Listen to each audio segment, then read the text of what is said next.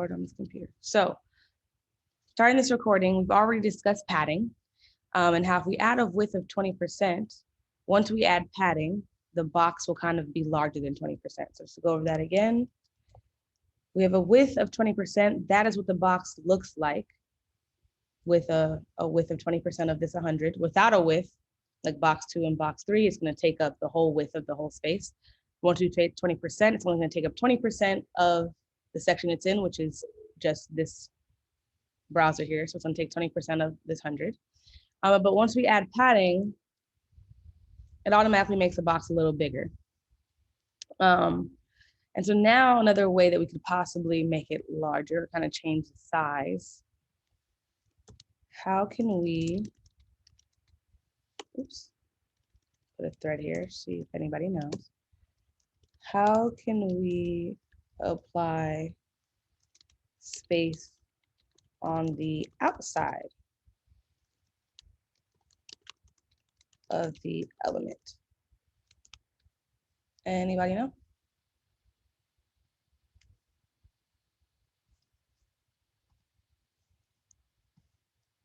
Margin, awesome.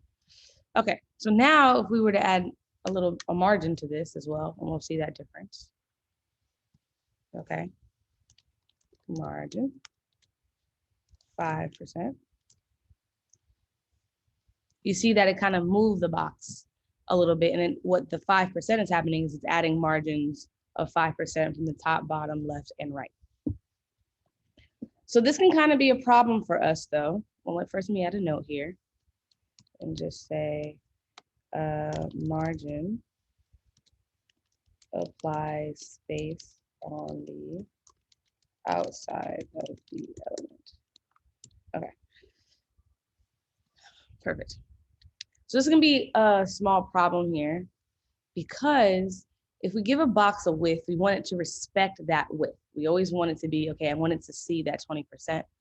So what you can do is to tell the box to respect the width and then apply padding and apply padding and margin around that actual width. So nothing is changed too much. We can actually use a rule called the box sizing border rule. So what we'll do is we want to apply this to like everything. So I'm going to add something above these boxes. I'm going to use the general selector, the universal selector. And all you would do here is you would say box sizing, and you would say border box. And so this kind of changed a little bit. So now our width is still 20%, right? And what this rule does is it tells elements, oh no, let me close this so you don't see how crazy that looks. It tells elements that they need to respect the width we've given it using this rule. So I recommend putting it at the top of your code because once again, it's a cascading style sheet. So, the most recent, what's more at the bottom will kind of take effect. So you put it at the top, do a universal selector. So it'll apply to all elements moving forward. So our box sizing rule with border box will allow that width to always be 20%. So this is what it looks like now with the rule. And once if I comment out the rule, it'll kind of go back to stretching it out, which is not what we want. We want to stay with that 20%. Oh no, we want to stay with that 20% and make sure all things, it keeps doing that. And make sure that once we're adding widths, that our padding and our margins kind of respect that. So the thing though is margin will always kind of add margin spacing on the outside. You can't affect that, but you don't want the padding to make the box bigger and bigger and bigger. You want to keep it with that 20%. So within styling, that's one thing that kind of messes us up, is kind of how padding and margin can add changes to the box sizing. So then we found a way to fix that, right? But another issue we may have while styling is there seems to be like built-in styles from the browser. So I'm gonna ask a question in the thread. I will be giving the attendance code twice in the class. It is not given at the beginning of class. So please all don't ask, don't rush, but I promise I literally have 2 times written down on when you guys will get the attendance code. So please be patient. Okay. So I'm going to ask a question for the class. Did anyone notice random white spaces they couldn't fix in their projects yesterday? Like you kind of got everything right, but for some reason there seems to be white spaces that just wouldn't go away, or like you didn't know how to fix it and things like that. Anybody? You can give a yes or no. I see a little nod. Okay. Okay, so a few people said yes. So this is due to the fact that your browser that you're building on right now has its own built-in styles. So each browser, whether it's Chrome, whether you're using Safari, whether you're using Internet Explorer, does have its own default styling. And the sad part about it is they're not consistent. So you might have some type of styling that looks really good in Chrome, but then you go to Safari or Firefox and it's like, this looks a little bit off than what I was doing. And that is because of those built-in styles. So to avoid those default styles kind of messing up your own styling, you can use what is called a CSS reset. So CSS resets kind of come from a million and one places. But there's a list available in which you can get them. So there's a list here, and I can share this with the class. There's a really good like blog post here that kind of breaks down all the different CSS resets. So I'll put that in the chat. And I also repost it at the end of class as well. CSS reset link. If you kind of want to follow along here, I just put it in the Slack channel. So there are so many different ones. There's really basic ones. There's minimalistic resets and things like that. But within our class or within Lambda and Canvas, we tend to use the Eric Meyer CSS reset. So it's kind of this long thing, but it gives like default values of what we want to see. Now, if we're trying to do a reset and we're trying to clean out all the things that the browser already set, question I have for you is, where should we be putting the CSS reset? Where in the CSS file should the CSS reset go? What do you guys have for me? At the top, exactly. So we're just going to take this whole body of code here, okay? And we're going to place it all before our CSS that we have here, okay? So even before the universal selector, boom. So we have this here, and what I'm going to say at the top here is, I'm going to remove this for now. At the top here is, this is our CSS reset. Put a little note here. The CSS reset is used to reset the styling, the default styling set by the browser. Okay. So even though this is something that's kind of like copy and paste, you might want to change some things around, right? So if we're going through it a little bit, it's always good to, even if you're looking at other ones or you choose to use other ones, or even if you might work at a company that they have like a specific reset that they always use. So it's good to go through and see what works for you, what doesn't work for you. So something you all might want to remove is, for example, the border being 0. We've shown before that it's nice to kind of add a border around all elements, and you might want to do that as well, so you guys can see kind of that idea of the box model, and kind of see like what's everything's width, what's its height, what is its padding and stuff like that. So you might want to remove that. Something else you might want to remove is like the background always being white. Not a big fan of that. You don't want always that to be completely set, so you might not need that. And then everything else is kind of like, okay, I think things are good for now, right? It's a bit in depth, but it's good for now.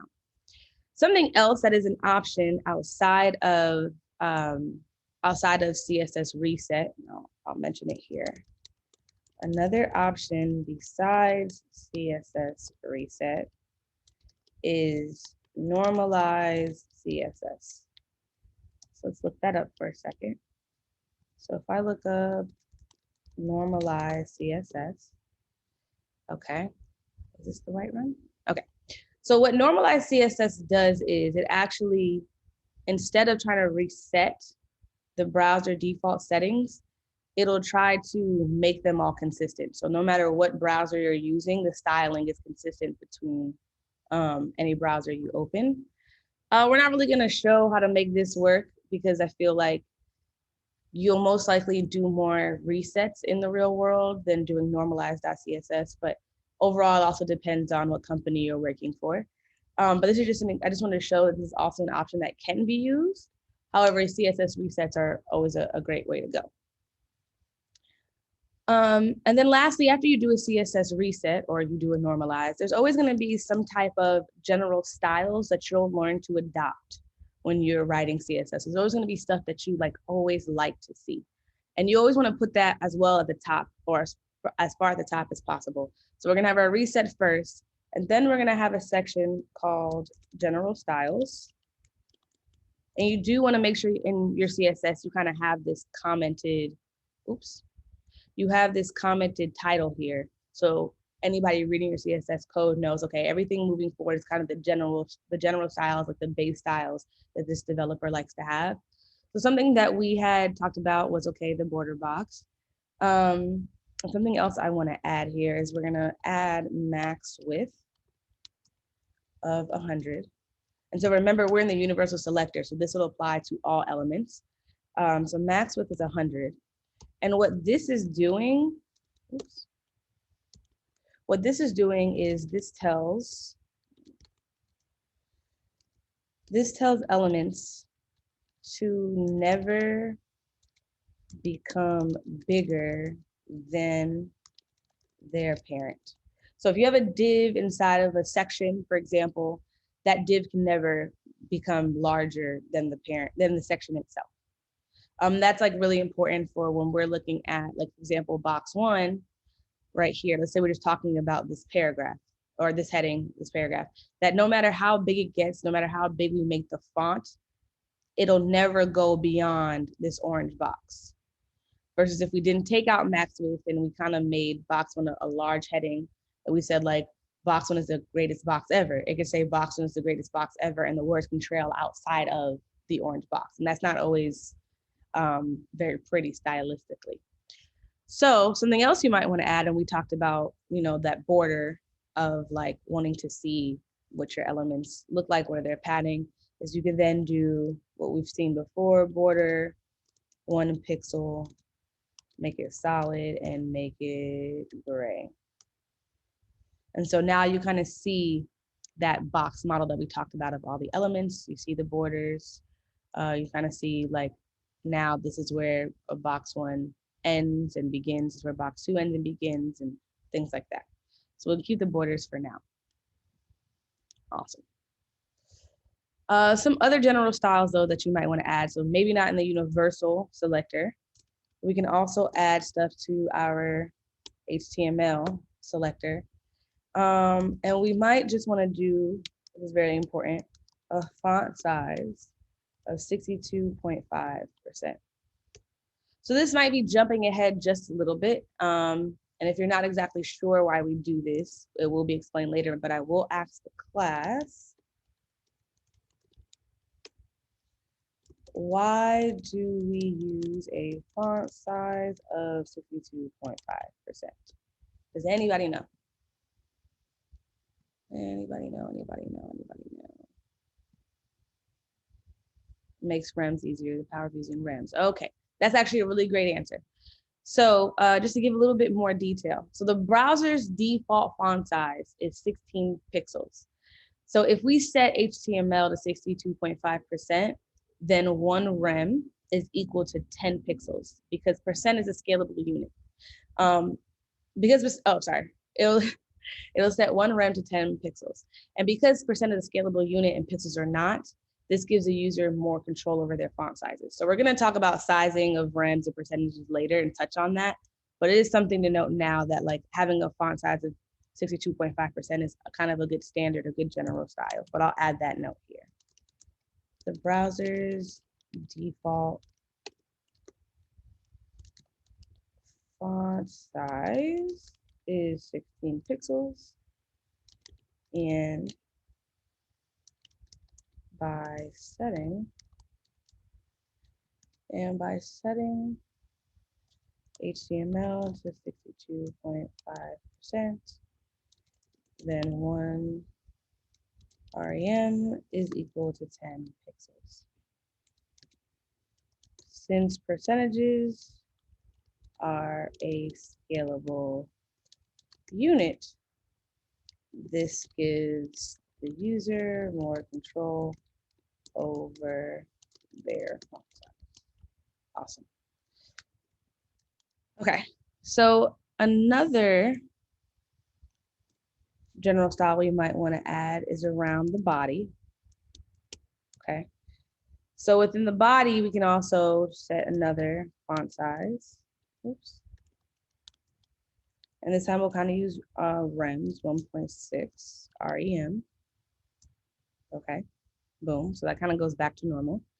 And then we can do a line height of 1.5. So line heights actually don't need a unit of measure because what they do is they take the font size and multiply it by this number here.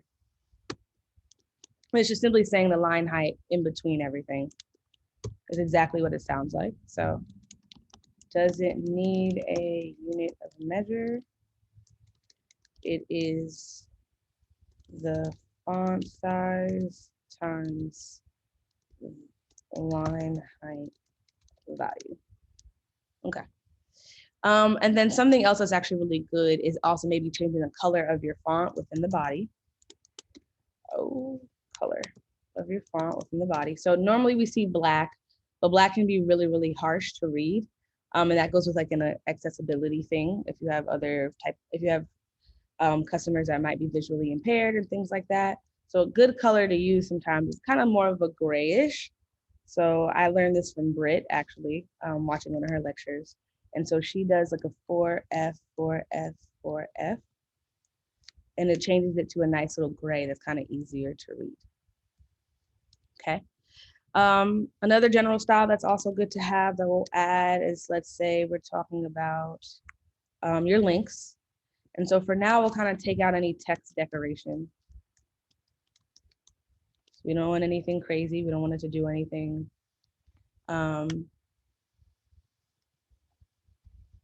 Then another good one would be editing your headings. So all in all, like your general styles are just like things you know you're absolutely gonna see, you're absolutely gonna use, and just giving them that, you know, what it exactly want to look like. So we can just say for all of our headings, we want to see a letter spacing of 3 pixels. And then lastly, something that's always you kind of see a lot would be like sections. We've mentioned sections a lot, and maybe you always want your sections to have a padding of 4% and 0 and a width of 50%. So we're not taking up the whole thing. So just to do a quick little, forgot the dash and line height. Oh, did I? I did, thank you. Okay. So that's exactly why it didn't work, thank you. So just to do a quick little review for doing padding with 2 numbers. So thread, please. Padding with 2 numbers affects which values? So we're talking about top, right, top, bottom, left, right.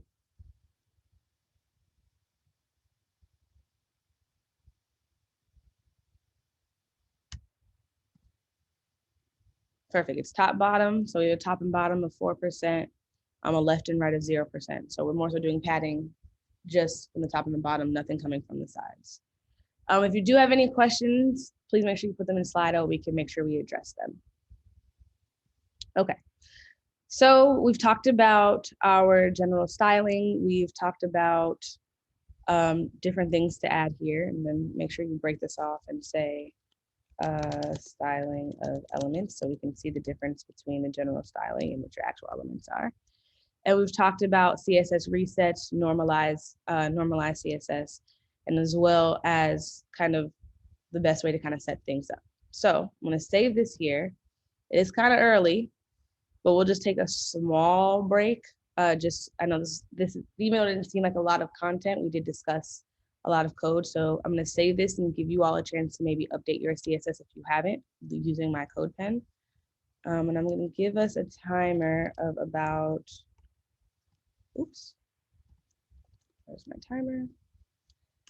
Yeah, 2 minutes should be fine. Okay. And while we're doing that, I'm also going to give you the link for your attendance code.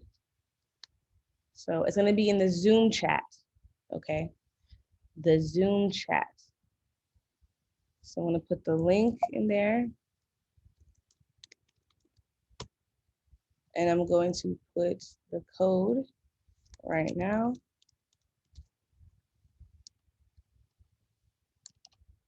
Okay. So I'm going to give everybody about 2 minutes to maybe ask some beginning questions in Slido and get some time to do your, actually I'll give you 3 minutes, an additional minute to make sure you have some time to do that attendance. All right.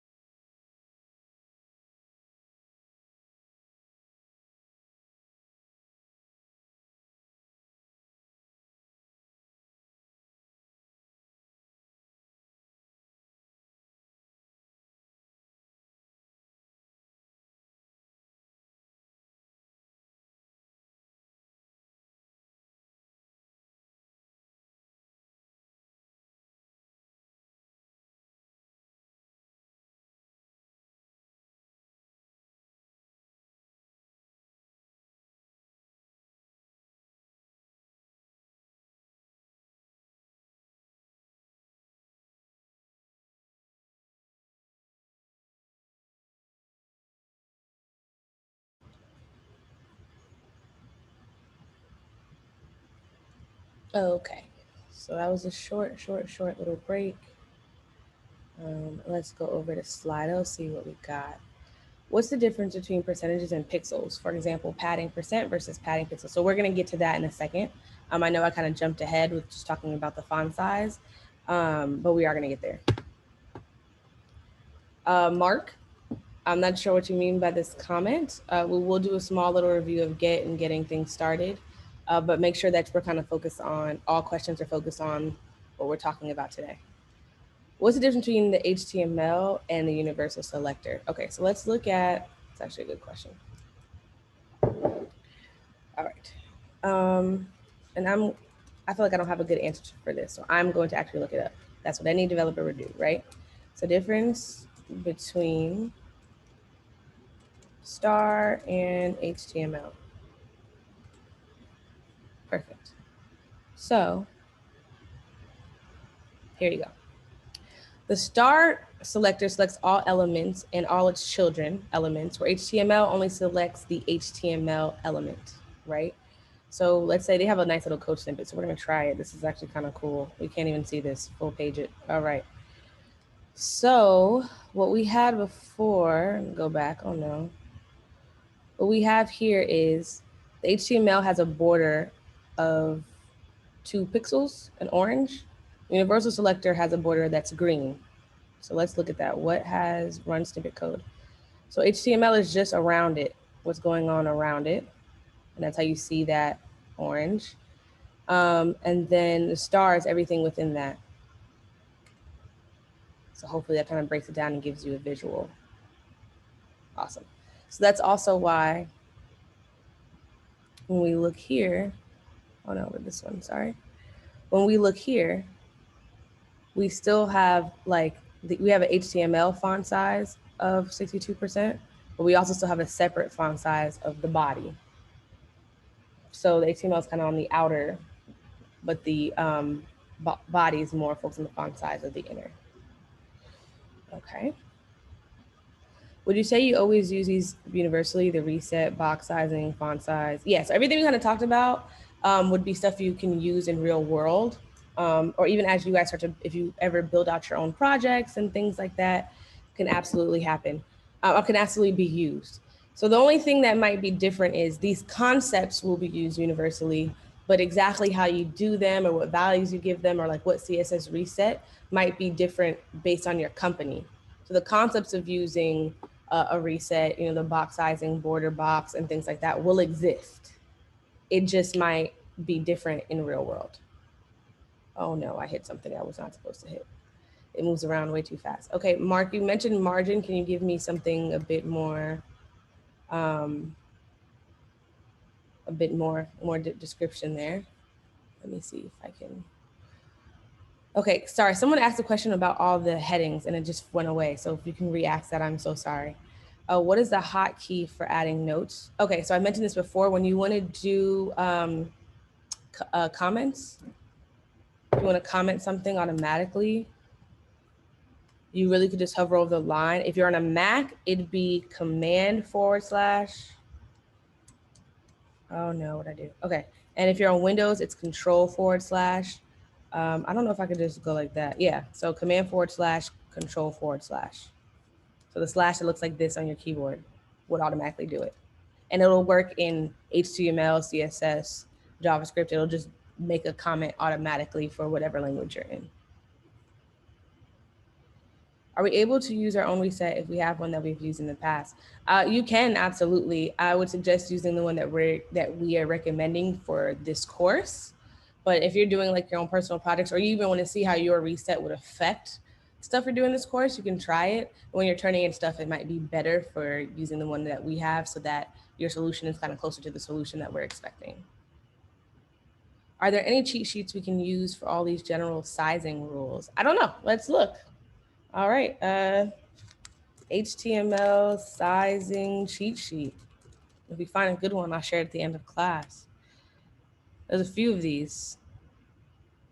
This one seems like kind of like, it's an HTML cheat sheet, not exactly a sizing. So I don't know if they'll have one for sizing per se. Maybe a CSS cheat sheet might be better. So they're out there. but they're more so just breaking stuff down.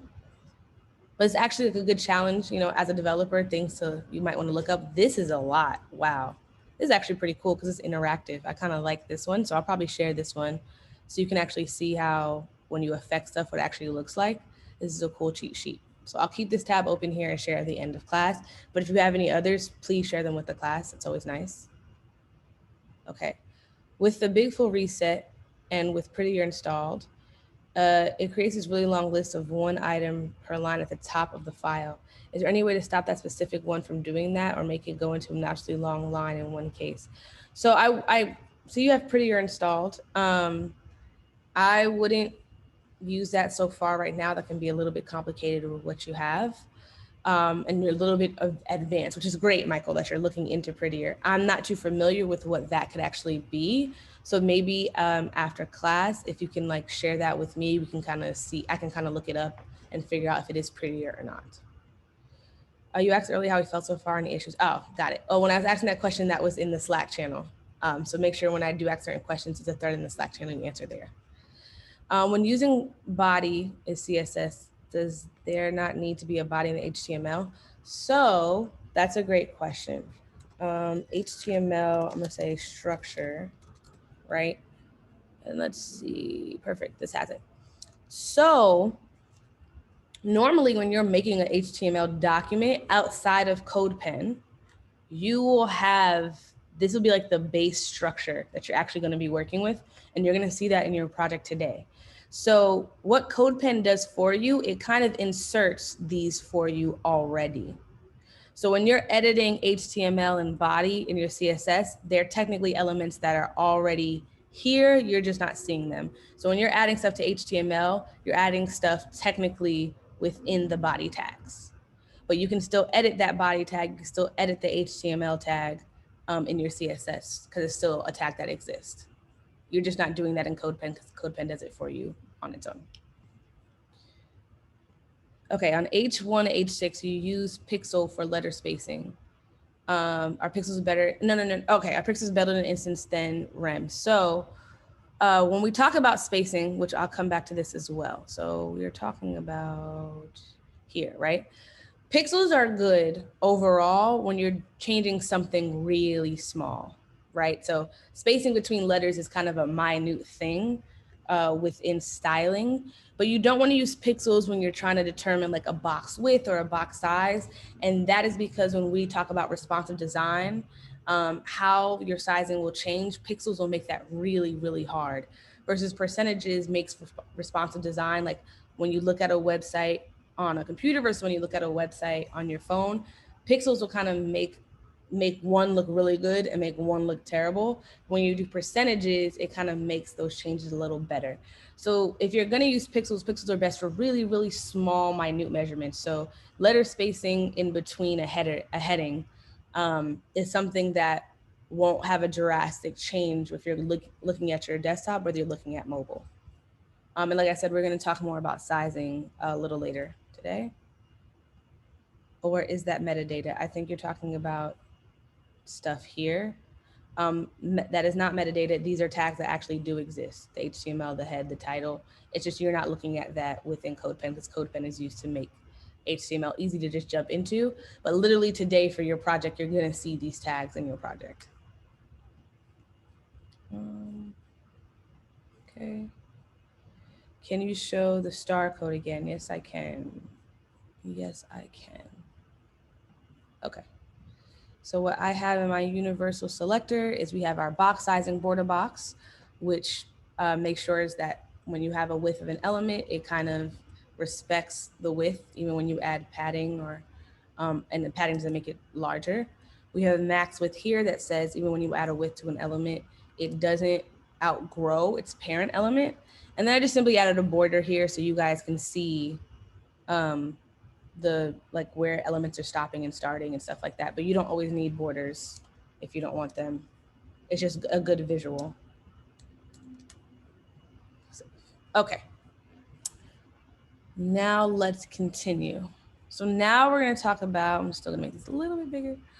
We are going to talk about the display property. Okay, So we mentioned that everything in HTML exists as a box for the most part, and that's why we have the borders around here so you can see, even though these are technically, they look like boxes now, but we put the borders there so you can understand that anything we add or change will also kind of be seen as a box to the browser. So everything has a dimension normally of a width and a height. And they can contain content within the boxes and stuff like that, right?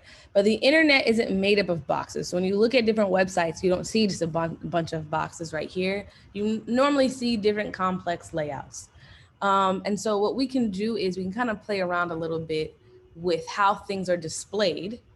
So you can kind of alter those layouts so they don't look super boxy, kind of like this. Like these look like boxes. But first, we're going to talk about the first type of display, which is an inline display, right? So let's say right now, what we decide to do is we decide to change this display. Oh, sorry. We decide to take our boxes and we decide to do a width of 50%. We'll take out the margin for now. No margins. Okay. So with the 50% on box one and a width of 50% on box two, right? So you would think that if we have these two widths and they're both 50%, that maybe they can be next to each other because they make that whole 100, right? So when you have a display of inline, which is actually the default for many elements, what it does is it literally makes those elements line and then the next in line and the next in line. So I'll kind of write, I kind of have these notes up here that kind of explain that. So inline, it'll only take up space it needs and everything else will continue after it on the same line. The problem is that it can't take a width or a height. So inline elements can be inserted inside of other elements. And they're not used to break new lines. Like an inline element, for example, that you all already know would be like your links, your spans, maybe different paragraphs. So we have some other HTML here. I'm going to uncomment this a little bit so you can kind of see what I mean for your inline stuff, right? Oops. So for now, I will take this out here. Okay, and keep that, perfect. So you kind of have stuff at the top. And these would be your inline elements. Like these are inline, so it kind of just takes up the space and everything kind of falls behind it. Your header is inline, I believe. I believe headers are inline. No, they're not inline, I lied. Headers are not inline. But your links are inline. See how the span is inline because it's literally just saying we're taking up the space I want to take and then everything else can kind of fall into it, stuff like that. And then you also have what is blocks. So blocks are elements, on the other hand, that encompass inline. They can encompass inline elements, but they do break into new lines. So inlines don't have like a new line. Like once you have a home, anything can come behind it. But when you have blocks like your heading, anything after that will break into a new line. Same thing with your paragraph. So you have your paragraph and anything after the P will break into a new line, right? So it won't exactly trail right after. So nothing after this hello world heading, which would be the section, the P or stuff like that. So if I put like another paragraph within the header, which we really don't need, but if I put a paragraph here and said, hey, it's me. Okay, hey, it's me automatically has its new line because it's a block. That's kind of like what you're seeing with the boxes as well. So block elements will be like divs, your headings, your paragraphs, your lists, and block quotes in comparison to your inline elements, which are kind of just like happening wherever they are, taking up space. So I'm gonna delete this and kind of go back. We're keeping the border here so you kind of see like what everything looks like. So you have your inline elements and you see that this is as big as they're getting versus your block, your hello world heading is the whole space. It's taking up 100% of the width of whatever section it's in, which is just the header section. But now when we talk about block elements, you can set widths and heights, right? So that's kind of what we did here. We came down here and we know that our boxes, here's box one. We know that in our HTML, our boxes are divs. So boxes are also block elements. And so we would think that if we did a width of 50% here, and we did a width of 50% here, maybe those two can go next to each other because they're not taking up that 100% anymore. And we see that. We see this is where this ends, right? That can't happen with a display being a block. So when you want to make that happen, what you would do is use a display called inline block. And what inline block does, it gives us the best of both worlds, where you can kind of set the width and height of elements. So that does matter still, unlike spans and inline elements where you can't do that. But it could still display side by side like inline elements can. So we get the idea of editing heights and widths with your blocks, but then you also get that inline experience with your with like your inline stuff, like your paragraph, with your spans and things like that. So the way to simply get this done would be to just, once you have your widths here, right? Do we have a width here as well? Is simply just add a display of inline block. We'll also add that here.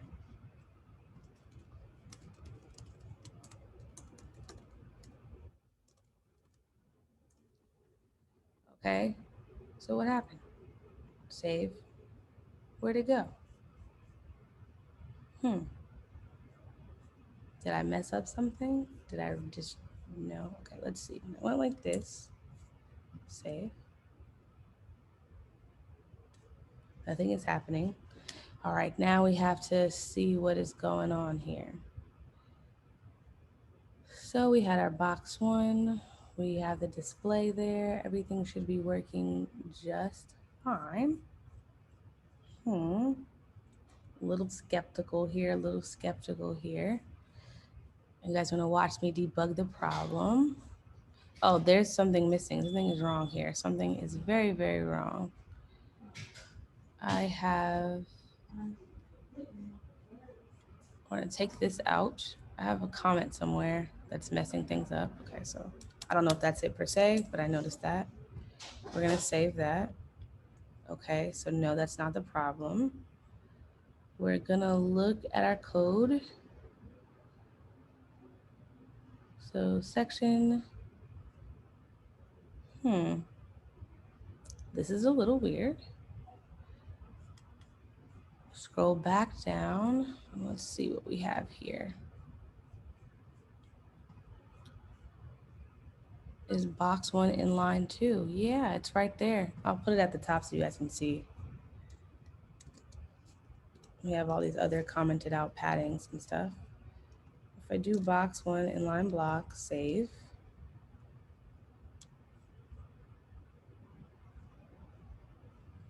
That's very true, Josh. Josh made a point that we have them both as 50%, so let's make them a little smaller. Let's say we do 40% and 40%.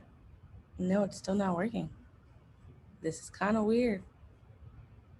Oh wait, I took this display out. Okay, let's try that again. Okay, perfect. So it might have been the widths. Let me double check so we make sure I give you guys an answer on why it wasn't working before. No, and we did a width here of 50%. Oh, I know the problem. The problem is I still had this padding element here. So it's still expecting a padding element on the right. So if I was to take this out here and hit save, now that still doesn't work. That's what I would have thought would have been the problem. But it could also be sizing. So your sizing with your widths and everything like that can still have an issue. But once you use inline block and you kind of mess around with your widths a little bit and your padding, I could probably put this padding of 5% back. The padding, you can see that, okay, they can now be in line. So I do have the notes up here. It should already be, you should already technically have these notes all the way at the top of your CSS to understand what inline is, block is, and inline block. Then there is also the display element. So we simply just added that here. We just have a display, and you could technically still have inline if you wanted to, or you can technically still put block if you wanted to. But a lot of times you don't need to, because a lot of the elements will kind of have their built-in display properties already done. So now there's also though display none. So this isn't, I just don't think it's refreshing because I put it back. Let me try to refresh this. CodePen is just moving a little slow today. That's probably what it is too. We're probably seeing delays because all of that stuff should have worked. Okay, so now that we have our inline block and inline block displays, you can also do a display none. And display none does exactly what it sounds like. It will just hide it. Display none. So if we do display none, box 3 is now gone. And you might be wondering, like, where does display none actually make sense, or why would I ever need that? You'd be really surprised. Display none can really come into play, especially when you guys start learning JavaScript or like jQuery. Like, if you ever have maybe like an image or some information, you ever, for example, I have a real world example. You hit the read more, right? So you have like a paragraph and it has like the dot, dot, dot, and it says read more.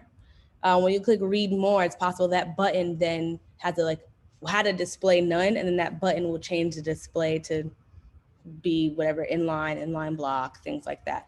So that's where display none can come. It's like a real world example of where it may be used. But those are your options. So you'll have display inline, display block, and display inline block. Inline block is the best of both worlds because it allows us to have elements that can have a height or width, but also they can then be in line with other elements that may be next to them. So that's always good to remember. Let's see what I want to do, what I want to mention here. So always remember as well, I'm going to add a note here all the way at the top. We kind of saw this, so I'm gonna add it, make these kind of prettier. Okay. Remember with your inline block that the widths need to add up to 100%.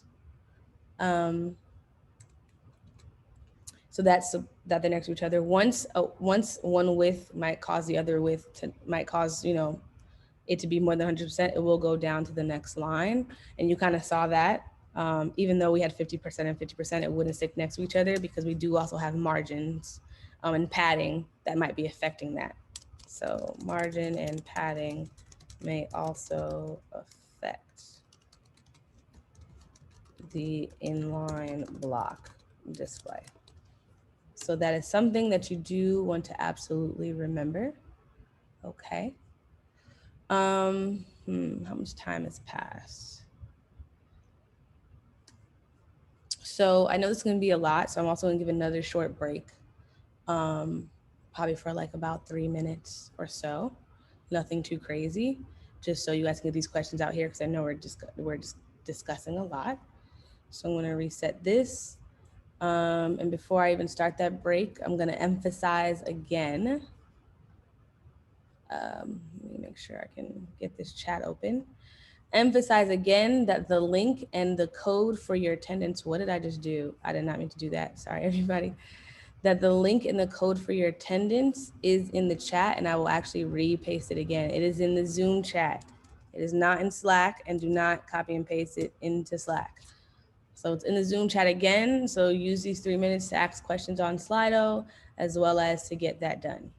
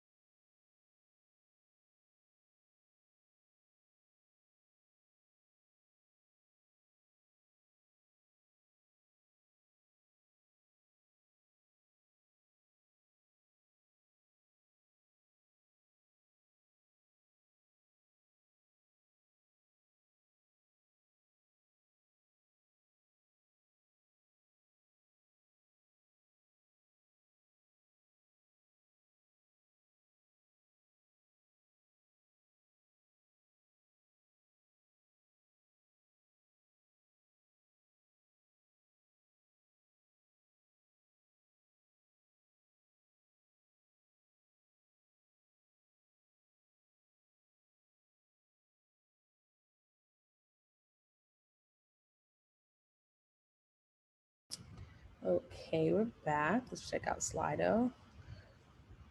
Okay, so doesn't the box size and border box will make the content respect to the box size, which means margin and padding shouldn't affect the width of the box anymore. Why can't align fill width to 50% inline block? Okay, so box sizing border box, what it says is that when we set a width for a box, that padding won't affect the size of the box. The box will always can have padding, but in respect to that width that we set. Versus before, without that rule, we could have a width of 20% and padding will kind of still overextend that, right? And so your question is box size, which means margin and padding shouldn't affect the width of the box anymore. Why can't a line fill with two 50% inline blocks? It technically should. I feel like my code pen was glitching, so I'm gonna try it again. Let's see, where was I? So we have inline block here, 50% here, 50% here. I want to save that. So it goes down. So that means something else is affecting it. I'm not really sure what is though. It seemed like there was some type of margin. I want to take out margin and padding for everything. Save. Our section width is 50%. We're not really doing anything there. Let's see if there's any other values that might be messing us up. There's no margins, no nothing. But okay, let's put back that 40% and save. There's this little space here, and I have no idea where it's coming from. And that part is kind of concerning me because we don't have any margins on with. There's no padding, no nothing. Maybe the padding here in the section, but technically, do we have a section set? So the divs, okay, the divs fall here. They're not in a section. Class parent doesn't seem to have anything set in it as well. So I'm not exactly sure. There is something here that's affecting this, but I can't seem to catch it right now. We can inspect. Let's inspect. Let's see. That's actually a good call, whoever mentioned that. All right, so if you've never seen the web dev, the developer tools, you can look at how to inspect what is going on here. So let's kind of look at this little space here. Oops, inspect. Okay, so is it the border we think? Take out the border, nope. Max width, nope. Border box, nope. Inspect here. I feel like this is just,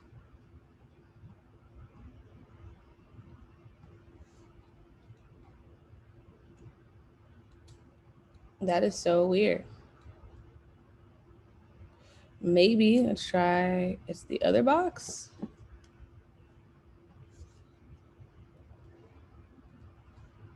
I'm really not sure what is causing this little thing to happen, this little space, because that's what's causing it.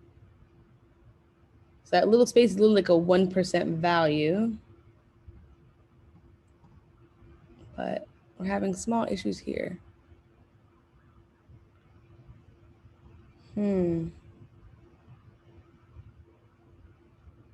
Okay, we're going to try taking out, we said set box 2 to 50%.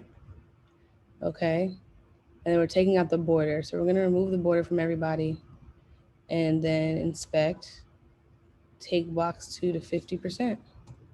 No, still not it. This is weird. I'm not going to lie. There is something here.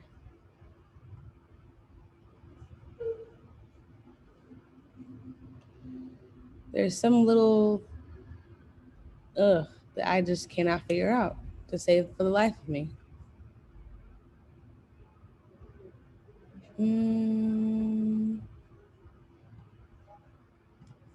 Let's see.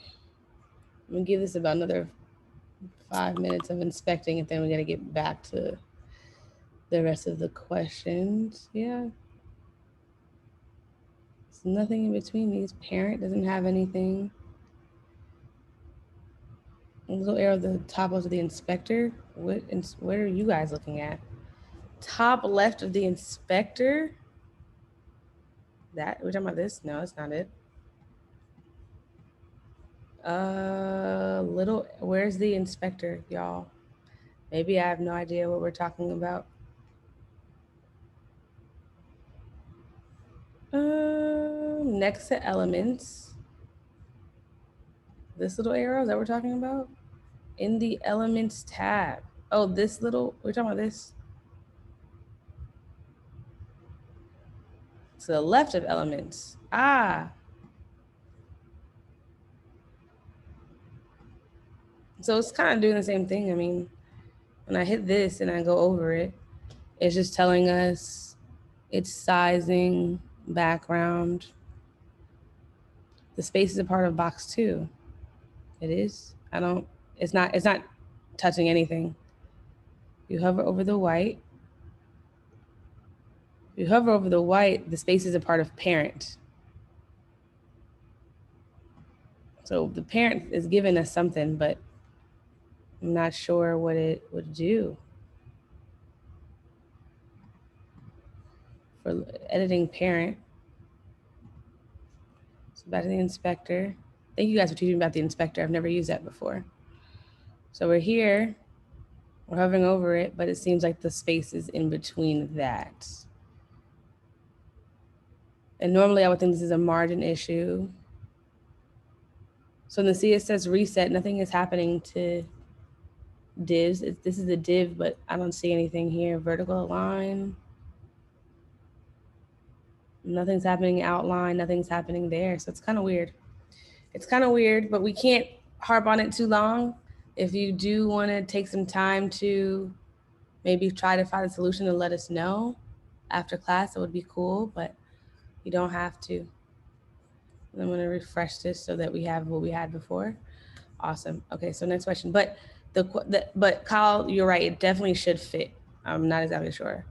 During the guided project, what should we be doing? I've been taking notes, but it occurred to me it's a guided project. So B, you can honestly do what makes you feel good.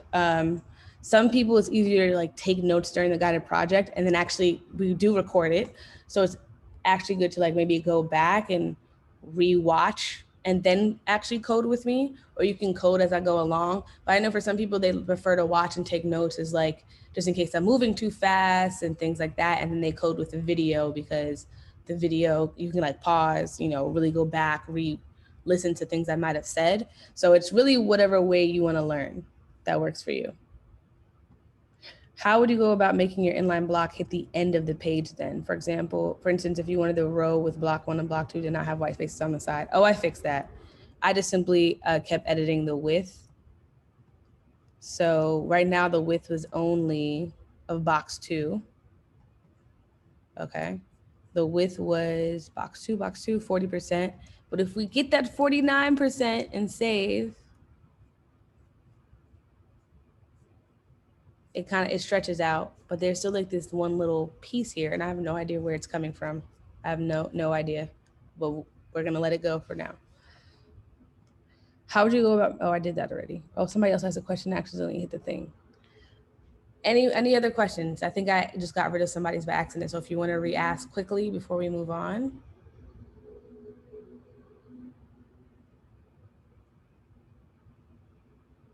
No, nobody else has a question. Okay. All right, so let's continue. I'm gonna add some notes all the way at the bottom because it'll be a little different, but now we're gonna talk about units of measurements.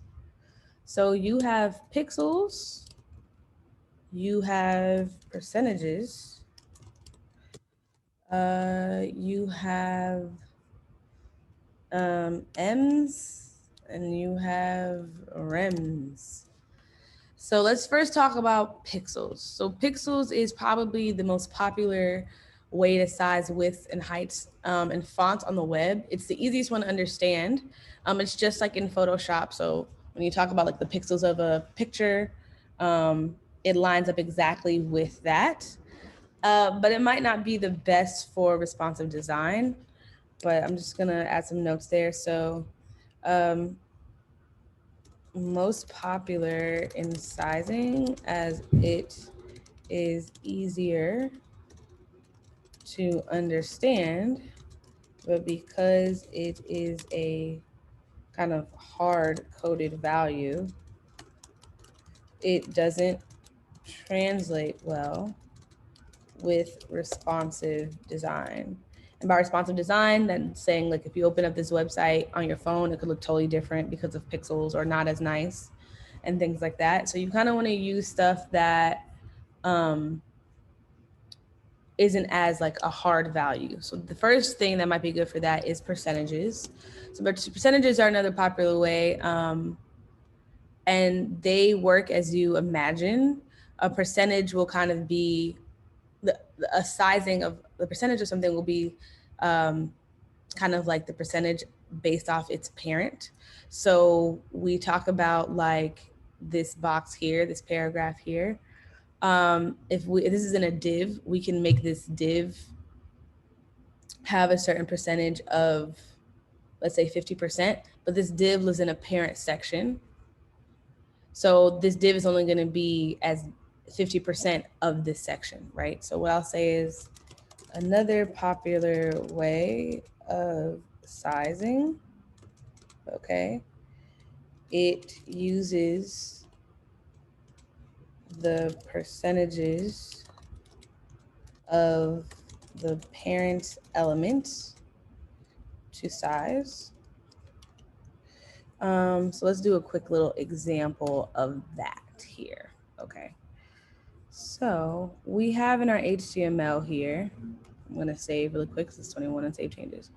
So we have this section class top and we have this P paragraph. So that's here, right? So we had a few things set. And what I'll do is in my general sizing, right? Maybe I'll say all of my paragraphs, no matter where you are, I want you to have a width of 75%. And so this box here is pretty much showing the sizing of the paragraph. And this box here is showing the sizing of the section top. Because I believe we did sections to be only 50%, right? So that's why you see that the paragraph is now, is only gonna be 75% of the section, not 75% of the whole website. So because the parent element of section is the whole website, that is why section looks like, okay, it's exactly 50% of this page right here, versus your paragraph will only be 75% of the section because section is its parent element. And if I kind of like open this up a little bit, oh no, where's like the tab to? CodePen does not like me today. I'm gonna save and refresh really quick so I can like see. Nothing is working. Okay, here we go. So see, we're making things smaller. Your section is always gonna be 50%, no matter how, of this current window right here, no matter how big or small we make it. And your paragraph is always gonna be 75% of this section, no matter how big or small we make it. So that's why percentages are really good. But you want to use percentages. So go back to my bottom note. Use percentages mainly on fonts. When we kind of start talking about sizing of like boxes and images, you might want to look into something else. So let's kind of talk about M's now. M's are almost identical to percentage in their approach of being like a scalable unit, and saying like, you know, no matter how big or small the site is, it'll scale to that. But the problem with M's is that it multiplies off of its parent. So any nested text will quickly get out of hand. Sizing fonts with M's is a bit tricky because it won't exactly like make sense here. So It's almost identical. Quick note, almost identical to the percentage approach of being scalable. But M's multiply off of its parent sizing. And this can cause fonts to be sized improperly, fonts or other child elements to be sized improperly. So the solution to M's is rems, or they're root M's, but we're gonna call them rems. So they're also a scalable unit. However, but with rems, we set a base size on the HTML, which is what we saw us do that earlier. We kind of said, okay, in your HTML element up here, where was it? Okay, we kind of set a base size of what we want of 62.5%. And then everything is kind of based off of that. So this font size here will be based off of, this font size of this rem will be based off of this beginning font size, okay? And then everything else is based off of that. So for example, let's say our base was 10, like just a number 10, and everything could be based off of that. So if you need like a font size of 20, so example, base size is 10, and you need a font size of 20, then you would set font to 2 rems. And so the nice thing about this is, like, once we kind of set everything to rems, like in your paragraphs, in your body, if you want everything to be kind of specific, in order to make your font bigger or smaller, you can just really edit that one base font in your HTML, and all the other font sizes will kind of be changed accordingly, automatically. So kind of something we saw here, just gonna go and re-emphasize that example, save and go back. So we have our font size of 62.5%, and that's the base of all fonts within this project. And then we did a body font size of like 1.6, right? So when we took this out, this is what the base is. This is just a font size of 62.5%. And we add that font size to the body. It's gonna be based off of that. Save, it's not, why is it going so slow? It's not catching up. If I refresh it, it should go back to normal. It makes it bigger again because of this right here. So rems, any rems you set will be based off here. So even if I did like, let's see, within here, we have like our headings, our hello world, and things like that. So let's say just within my paragraph, I also add a font size, right, of just, we did 1.6 before for the whole body. So I'll just say 0.8 rem. Then it kind of makes it smaller automatically. And so our heading is still based off of that body of 1.6. And our paragraphs is this 0.8 rems. And so now if I was like, well, these are still too small, like I still want the paragraph to be smaller than the heading, but I want overall all the fonts to be larger, then we could make this bigger. We can say 72%, and it'll automatically scale all of them together. So that's like the benefit of having rems and having a base and then kind of changing the rems further down. Okay, so let's save that. So next we want to go into viewport widths and viewport heights. So you also see VW and VH. So viewport widths are actually a percentage of the full viewport width of what you're looking at. And by viewport width, it's like this right here. Like this is the viewport based off your screen. So so if you have like your browser, you have your phone, like they kind of set the viewport of what it is. So your width would be based off of that viewport. So honestly, there isn't a lot of times where I think that your viewport for a width comes in handy, because a lot of times things can kind of break out of their parent, like elements can break out of their parent elements. So for example, if we're talking about viewport width, and I go back to my CSS, right? So let's say we kind of take out, where is it? We're gonna take out our max width for now. So we're gonna take out that rule and we kind of see where viewport is a problem. Why'd the border go away? Oh. Okay, there we go.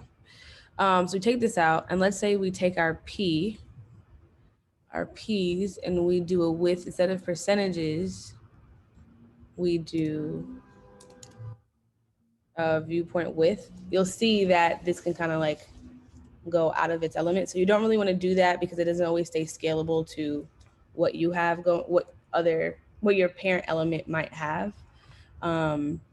So I haven't really found like a good use case for viewport width. Viewport height though might have a little something that might be kind of cool. So let's look at, I'm gonna put this back to normal. And where's the other one? Okay, so let's look at, for example, an image. I'm gonna bring back stuff all the way at the bottom of this, right? Let's kind of make all this come together. What just happened? This should stop. This shouldn't be a thing anymore. Okay. CodePen is really not my friend today. Okay, so we kind of have all these other elements back, right? And let's say we have an empty section. So we have this empty section. I should have one. Maybe. Okay, so we have the empty section, hero image. And it's technically supposed to come come after this paragraph, but before these boxes. So it's this little thing right here, hero image. So we don't have anything really set for it. So let's maybe add it here. Dot hero, image. And it's just gonna be a simple section. So all we know is our section so far in our general has a padding. That's kind of what we see here. That's why you see that looks like that. And it's not just, it has a top and the bottom and it has no right to left. But if I took out the padding, you see that section automatically goes away. You don't see it anymore because there's no content there. We're gonna put it back. So we just have this blank section here. And maybe we want it to just be an image, right? So the first way we can do that is we can say background image. We can give it a URL. And we can just get an image from somewhere really easy, like let's go to Unsplash. I can't remember the exact thing, but Unsplash is a bunch of like free cool stuff. So I like these waves. We'll just take these waves, right? I don't want this. Where's the link? Share. So let's get this link. Hopefully that works the way it's supposed to work. And let's put it there. Okay. So we now have this background image and I don't see it coming up, and I don't know if I need to refresh or if that link was just terrible. Okay, it's not coming up. So maybe that's not a good link to use. So let me go back to Unsplash. What I'm gonna do is right click, open link in a new tab. Right click again, copy image address. That might be what we need. And let's see, save it. So it's there, it's a little gray.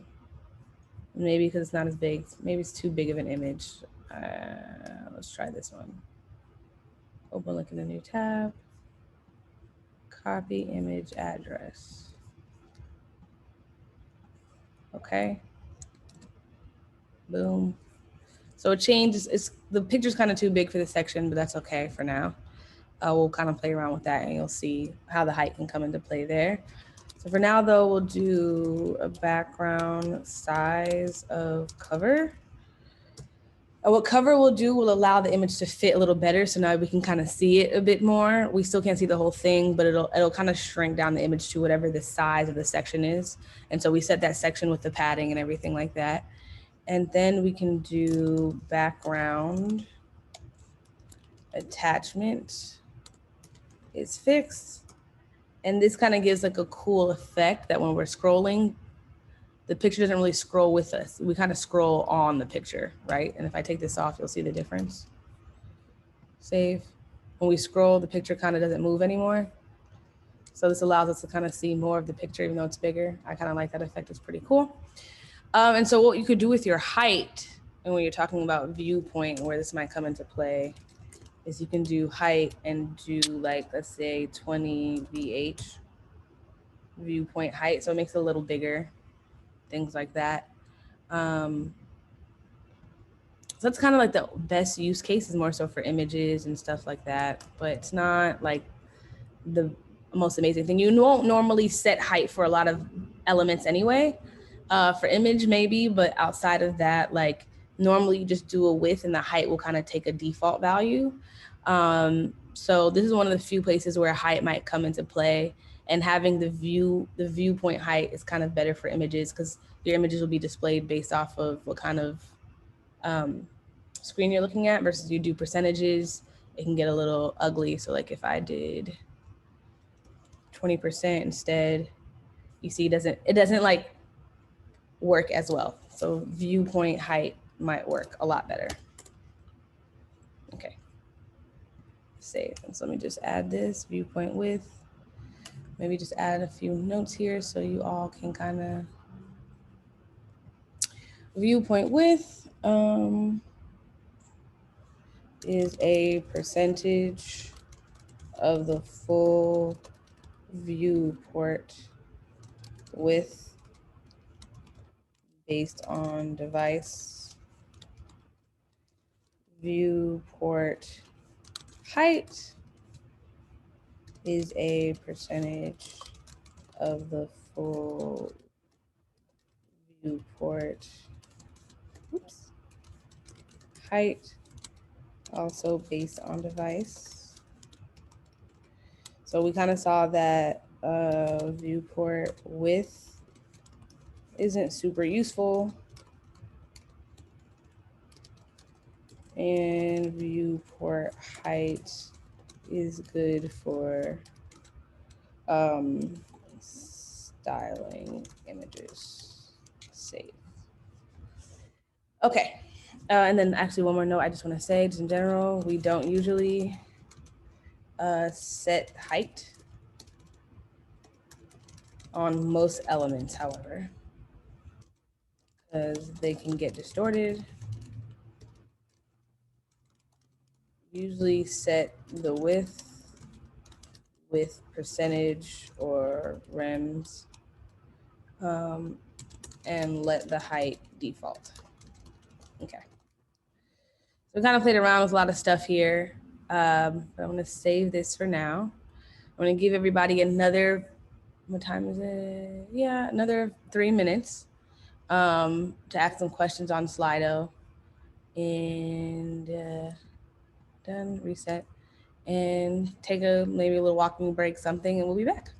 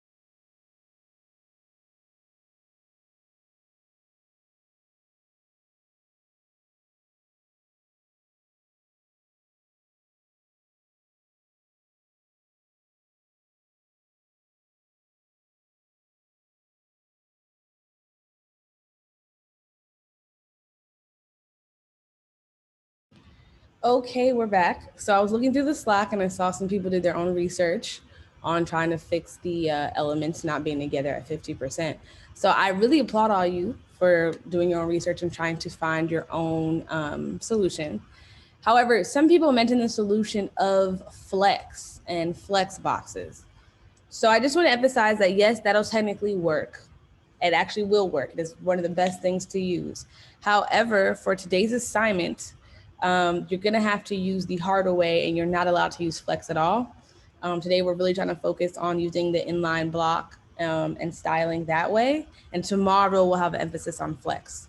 So for today, you're gonna have to do it the hard way and not use flex as your display. That's why we didn't discuss that at all today.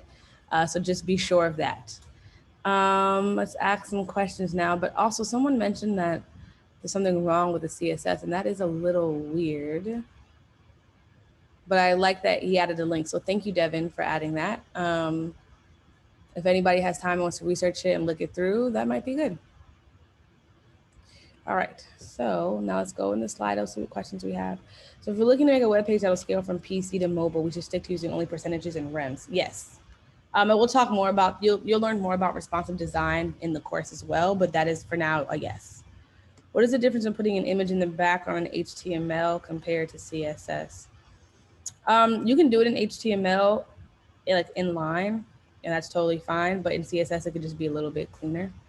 But what we're doing here is, and something that you should know, is we are saying that this image is the background of this section, right?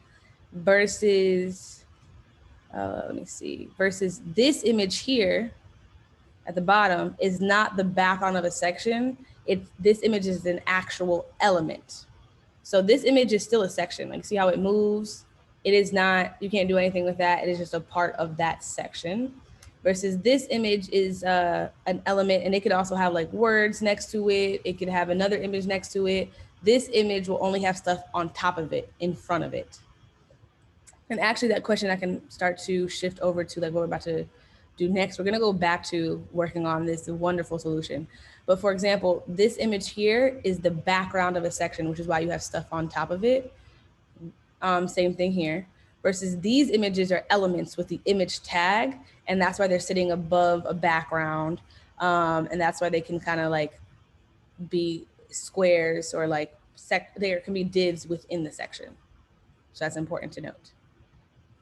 Okay. If we want to have a 20 pixel font size, do we do 20 divided 6 equals 1.25 REM, knowing how to convert from pixels to rem? We don't have to do, I mean, you can, but it might make your life a little harder.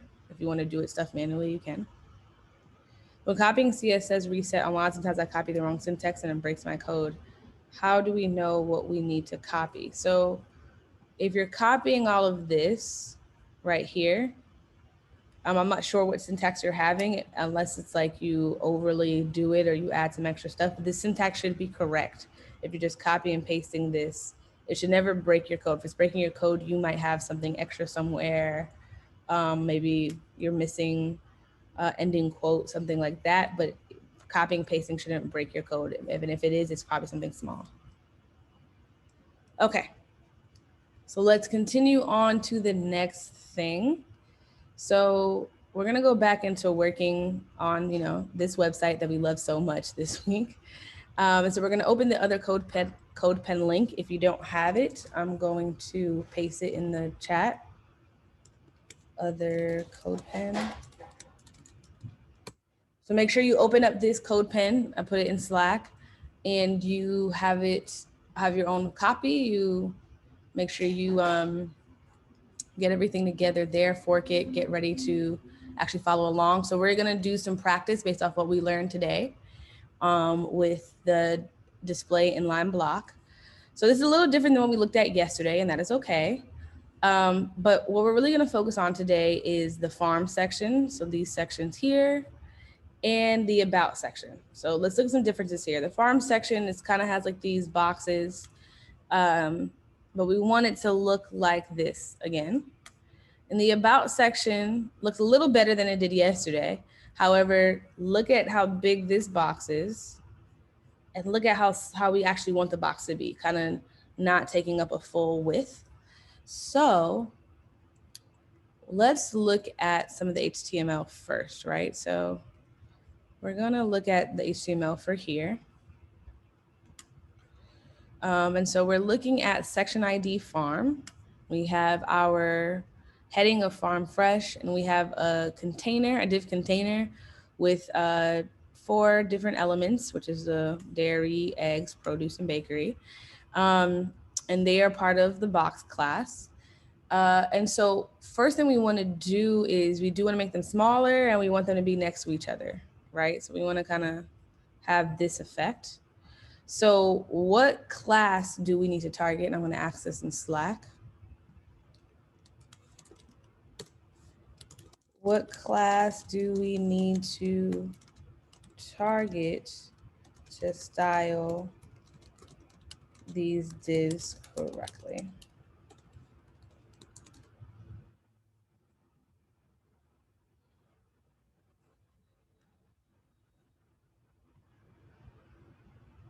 Okay, so some people are saying container and some people are saying box.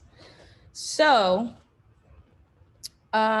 div container is a parent element, and it's holding all 4 of these elements.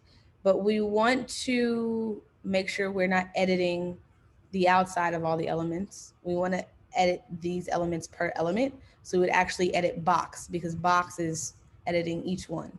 Container, we're kind of edit the spacing around it and stuff like that. So let's kind of get to our CSS now. Let's find the box. Where is it? Maybe I went too far. Okay, so box is on line 94 of the CSS. I'm gonna ask another question. Now that we know we wanna make an inline block and we want them to be next to each other, okay, the next question is, what properties do we need to add to the box class to make the elements next to each other?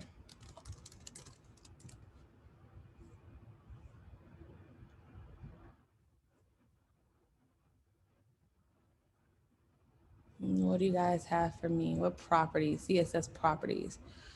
Okay, so we have display, perfect, and some people are only saying 1, but we should have 2. So we should have display and we should have width. Those are the 2 things that are needed to make this work. So in our box, we're gonna change this, and first we're gonna say display is inline block. We're not gonna see, let's see what happens there. So here we go, but they all look kind of ugly. So they're all next to each other, that's good, but you can see that they're also spaced differently based off of the contents inside of them.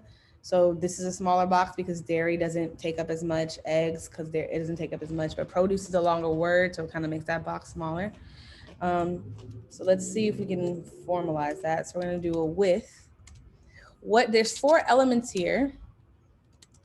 There's 4 elements here. We want to make sure, it's very important that the widths do not exceed 100. So what is the optimal width per box?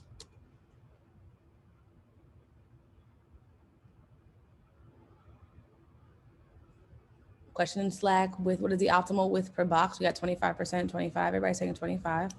Okay, Jasmine is saying 20. Khalil said 20. So we got 20 to 25. So first we're gonna think about the math here. You do 100 divide 4, you're automatically gonna think, oh, 25%.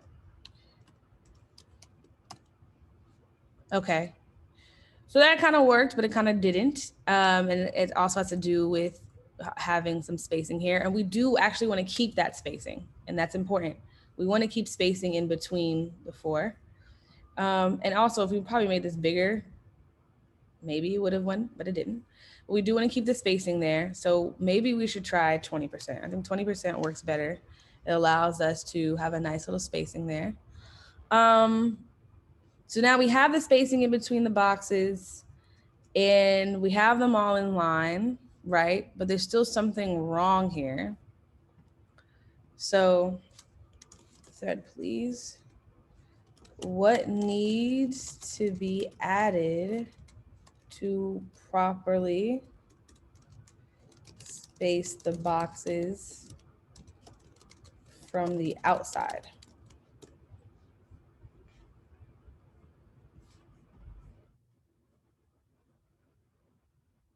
So we made the width less than 25% to accommodate spaces around the edges. So what do we need to add to space them properly from the outside? Margin. Awesome. Everybody's on it. So now we're going to add margin. And really, we don't want to do one element because we don't want to edit the top, bottom, left, and right. We really just want to do the sides. So we're just going to do 0 for top and bottom, and maybe do like a small percentage for for left and right. So wow, that looks so much prettier now. Okay, so let's save that. So we kind of got our stuff looking right, looking the way it's supposed to look. It matches this a lot more. Awesome. Okay. So now let's focus on the about. Okay. So let's go back to the CSS here. And we're looking at this about section. And let's look at this here. It's the about, it's in the class. We have a div called with a class of text. And so we want to start to center this, change up its sizing. So I'm going to ask again, what class do we need to target to edit this properly? So we have this div, we have our H2, we have the icon class. What class is needed to target? So I see about, I see text, about. Okay, so about is the whole section. It is not, it's not the box. So the about holds this div with a border. It holds everything within here, but also has some spacing there, right? So the about also is that pink part. We're not really worried about that pink part. So really we just need to edit the text. So let's look at the text here. Okay.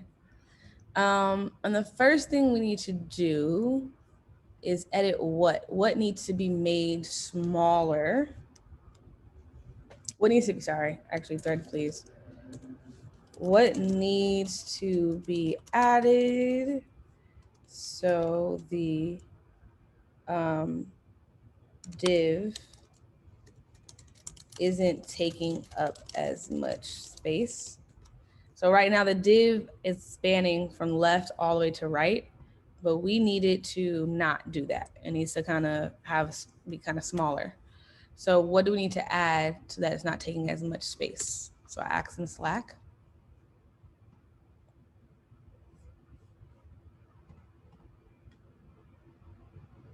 Okay, so we're saying margin and width, which is exactly what we need to add. So first, let's try and add our width. That's like kind of like the basic thing. So we're just gonna add a simple width of like 60% here. Save. Okay, so it's not taking up as much. So we know that the width is based off the parent section, and the parent section, I believe, is a whole 100%. So it's just doing 60% of the parent section. But now we also want to center it. And to center it, we're going to use, oh, I didn't mean to do that. To center it, we're going to use margin. And we're going to say 0 because we're not worried about the top and the bottom. We're more so worried about the sides. But does anybody know, thread, does anyone know the proper value for right and left to center this div.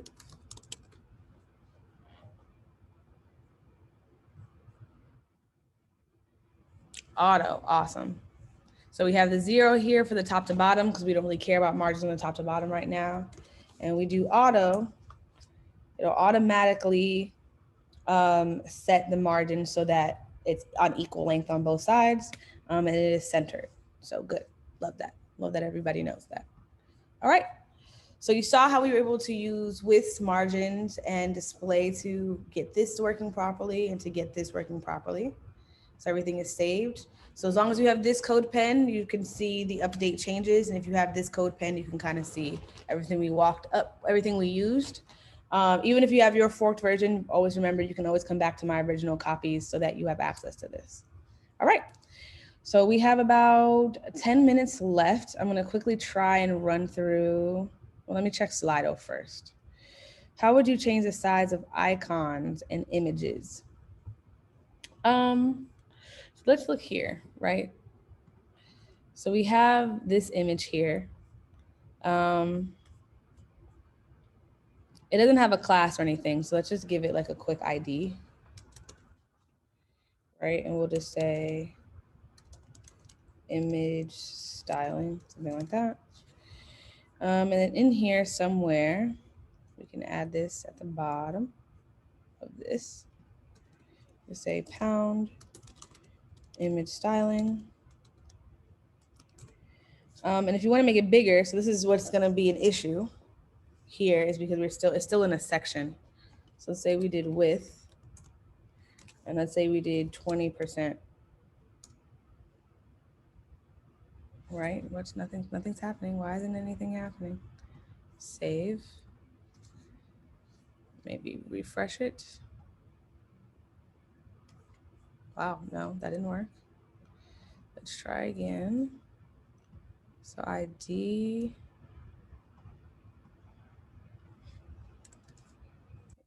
This shouldn't matter where it is though, but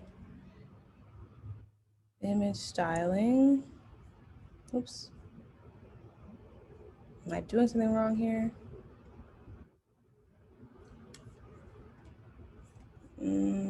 Okay. That's kind of weird. If I do 10%, save. It does not like me today. Okay. Maybe if I did 10 pixels, you'll absolutely see that. I just want to see a change at this point. It really shouldn't matter. Huh.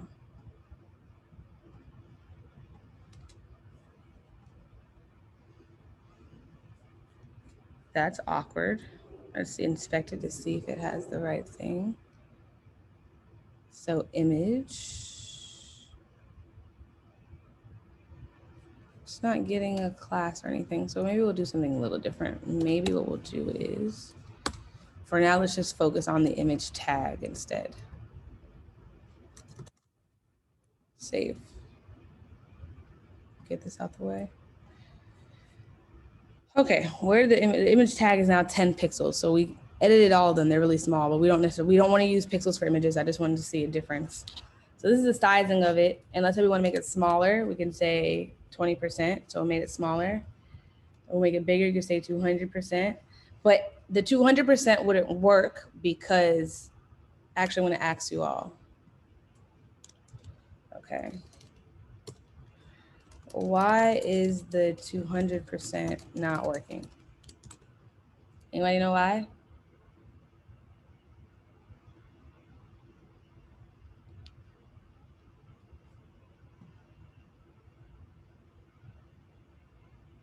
Right. So the max width is set so that this doesn't go over, it doesn't become bigger than its parent. Exactly. So at 200% is going to be larger than its parent. We don't want to do that. If we did though, if we wanted it to be larger than its parent, we could just go back and we could take out that max width and boom, it's 200%. So that's how you can just style images, but max width is exactly the reason why that wouldn't work. but you can do, I'm not sure why adding the class and everything should work just fine. Maybe I was doing something wrong. But for now, we just did the image tag. And so you have 200%, you have 20%, 50%, and that's how you would style images. Save. Okay. Auto tells something to have the same margin left and right, but how much? What tells auto exactly? It'll automatically, it's kind of like scalable. So it'll automatically change units of left and right to make sure it is centered.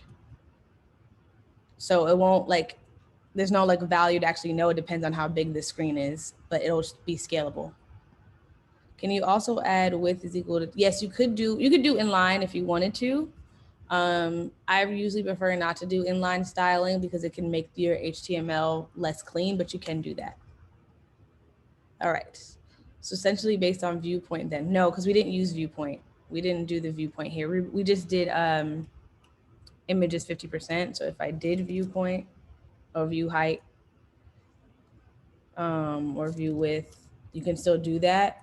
But I would only really use that if we're talking about the images in the background of like a section, not exactly like the viewpoint of like, not exactly for the element of an image, because they're two different things.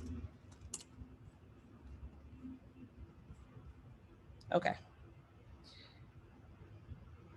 Okay.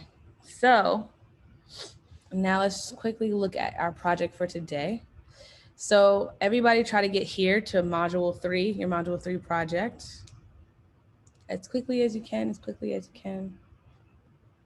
We only got about 5 minutes.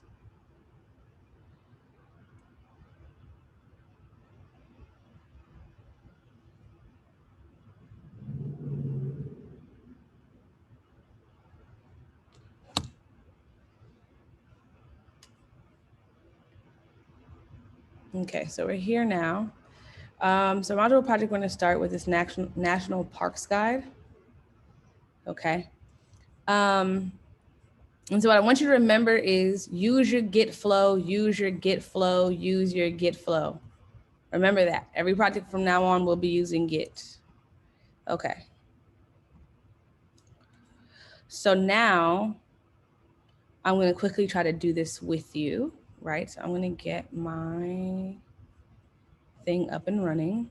So first I'm gonna fork my own copy. So you all should be forking yours too. So fork, put it to my personal, awesome. It's forking, it's forking. Okay. And then we're gonna clone the repo. Okay, so copy it. I'm gonna find my my Web42 folder. That's where I've been doing everything that we do. So I'm gonna go down in the Web42. Remember we talked about list. Just gonna list everything of where you currently are. Change directory. We're changing folders down to Web42. I'm gonna do a git clone. Boom, it's cloning down. We're then gonna go down into, it's called the web module project. So I'm gonna go down into that. And then I'm gonna do code dot to open up everything in the project. Awesome, awesome. Okay. Now, next thing I need to do though, is before I do any changes, I need to make my own branch. So I'm gonna do a git checkout -b Gabby C. Okay. Okay, this is great. So now let's kind of look at our code a little bit. So we have your index.css. This is where you'll be working. For task 2, you're going to be working on an MVP, a minimal viable product, in which you will be editing your index.css. You do have an index.html already here for you. So I kind of talked about how CodePen doesn't have like your HTML, your header tags, stuff like that. So now you're actually looking at HTML, the base of it, and how you want to edit it. So what we'll do is, what you'll need to do is bring in this style sheet to your index.html. So CodePen does this automatically for you, but we're gonna do it manually. So how you would do this is you would add your style tag, style, boom. I don't know why this isn't working. And actually, I don't even remember this off the top of my head. So I'm gonna do import CSS to HTML. I spelled HTML wrong, but we got it. All right, so we wanna do external. Oh, see, and I did it wrong. It's not even style. Wow. Style is when you wanna do inline, like code, CSS in your HTML, which I don't recommend that. All right, so here we're gonna say link. That's what I'm supposed to do. We're gonna close it up. And we're gonna say that it is equal to a style sheet, okay? And we need to add the reference of where it's gonna be. So the cool thing about CSS is once you do your reference, it'll try to auto-populate it for you. So it'll say like, okay, you're trying to link with something that might be in this in this project already. And so it'll look at your assets, design, index, whatever. So you can click through these to get the right one. So we know we just need the CSS. So we double click and it'll automatically fill that in for us. And we're gonna save it. Okay. And now we're gonna do what we always need to do is we're going to push up these changes. So we're gonna do a git add. Okay. Git commit and my commit message. Don't forget the -m for message and don't forget your quotes. And we're just gonna say added style sheet to HTML. Okay. And then I'm gonna do a git push. And because it's a new branch, I need to do -u origin Gabby C. It's pushing up. Awesome. Here, we go up here. We see that Gabby C has been added. We see it's one branch commit ahead. It's the added style sheet to the HTML. And before I continue with my project, I just want to start my pull request so it's just already there. I don't want to do the pull request in the Lambda. I want to do it to myself. So from the Gabby C branch to my main branch and just hit create pull request. Okay, and then I would take this link at the top right here, the link of my pull request, and this is what I would be submitting in the URL. So that is everything for today, everyone. I will post the recording at the end of class. As soon as it's uploaded. If you haven't already, make sure that you turn in your attendance with the code. I already posted it twice. I'll even post it one last time in the chat, but you'll really only have 50 seconds to look at it because I'm about to close this out. You have 15 minutes after I end this guided project to turn this in. So make sure you get that done. All right, everyone, have a good day and good luck with your project today.